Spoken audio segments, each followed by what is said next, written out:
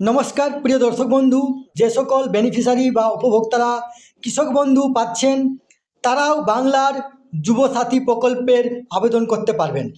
অফিসিয়ালভাবে notification চলে এসেছে।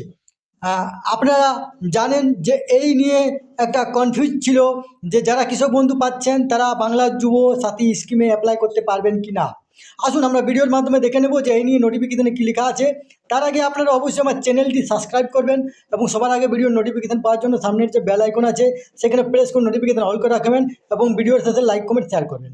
এই নিয়ে আমি আগেও একটা ভিডিও করেছিলাম, সেই ভিডিওতে আমি বলে দিয়েছিলাম যে যারা আপনার যে সকল যুবতীরা লক্ষ্মীর ভাণ্ডার পাচ্ছেন বা যে সকল যুবকরা আপনার যুবশ্রী বা বেকার ভাতা পাচ্ছেন তারা কিন্তু যুবসাথী প্রকল্পে অ্যাপ্লাই করতে পারবেন না, বাকি সবাই পারবেন।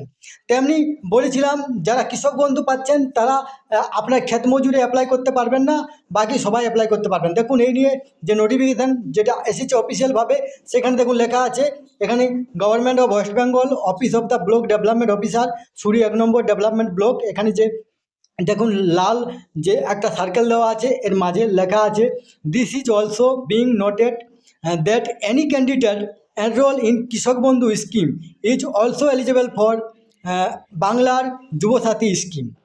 যারা কৃষক বন্ধু যাদের নাম আছে তারাও কিন্তু যোগ্য এই যুবসাথী স্কিম পাওয়ার জন্য। এই তথ্যটি আপনাদের সাথে শেয়ার করলাম। সুস্থ থাকবেন, ভালো থাকবেন, ধন্যবাদ।